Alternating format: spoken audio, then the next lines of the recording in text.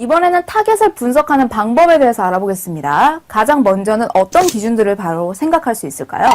우리가 지금까지 단순하게 생각해서는 타겟의 성별이나 타겟의 나이, 혹은 타겟의 직업이나 직급 등에서 멈췄는데요. 우리는 타겟이 보는 인포그래픽에 대해서 설명을 하고 있으니까 인포그래픽, 직접적으로 타겟이 보는 것 기준으로 생각을 한번 해볼게요. 예를 들어 타겟이 겉으로 보이는 부분, 디자인적인 부분에는 색이나 서체 같은 것들을 생각해 볼 수 있겠습니다. 예를 들어 뭐 컬러감이 있거나 혹은 없는 것, 혹은 단조로운 것 식으로 나눠볼 수 있겠고요.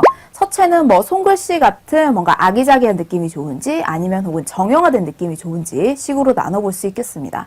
그리고 내용은 겉으로 보이는 모든 내용을 담을 것인가 아니면 내가 어느 정도 편집을 할 것인가 혹은 좀 더 부드럽게 풀어낼 것인가 라는 식으로 내용의 본질은 건드리지 않고 직접적으로 타겟이 볼만한 내용으로 생각을 해보는 겁니다. 그리고 타겟이 관심 있어 할 만한 내용을 위주로 보여주는 것도 매우 중요하겠죠.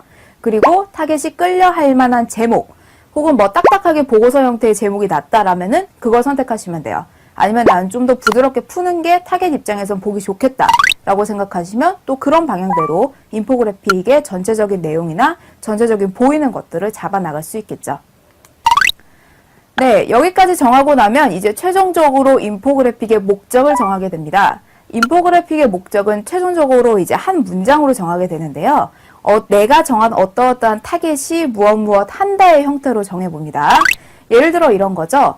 내가 원하는 타겟 혹은 내가 원하는 고객이 나의 상품을 산다. 이 인포그래픽을 보고 혹은 나의 인포그래픽을 본 상사가 나의 인포그래픽을 보고 결제를 하거나 칭찬을 한다. 혹은 나의 인포그래픽을 본 고객이나 상사가 내가 가지고 있는 정보를 이해한다. 라는 식으로 문장 형태로 확실하게 적어 놓으면 우리가 다음에 인포그래픽을 만들 때 좀 어려워진다라고 하더라도 이걸 보고 나의 원래 목적을 이룰 수 있을까를 생각한다면 크게 고민하지 않고 인포그래픽을 쭉 만들어 나갈 수 있게 될 겁니다. 근데 이런 경우도 있어요. 타겟이 여러 명이라면. 예를 들어 내 인포그래픽을 보는 상사 기준에서 설명한다면 상사 한 명뿐만이 아니라 여러 명의 상사가 있는 경우를 생각해 볼 수 있을 텐데요. 그러면 그 중에서 가장 중요한 타겟, 우리는 모두 그 타겟이 누군지 알고 있죠. 아무리 많은 내용들이 있더라도 실질적으로 이런 것들을 결제를 하고 최종적으로 결정을 하는 그 사람을 혹은 그 타겟을 우선순위로 해서 정합니다. 그래서 인포그래픽의 목적은 이런 형태로 정할 수 있겠고요. 그럼 인포그래픽의 타겟에 집중한 인포그래픽을 한번 살펴볼게요.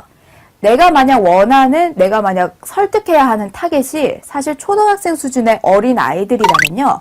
어떻게 보면 복잡한 내용을 보여주는 게 아니라 조금 더 캐릭터가 들어간다든지 아니면 좀 더 부드러운 내용으로 풀어낸다든지 그러니까 아이들 눈에 익숙한 캐릭터나 아이들 눈에 익숙한 색을 가지고 만든 인포그래픽이 유효하게 작용할 수가 있게 될 거고요.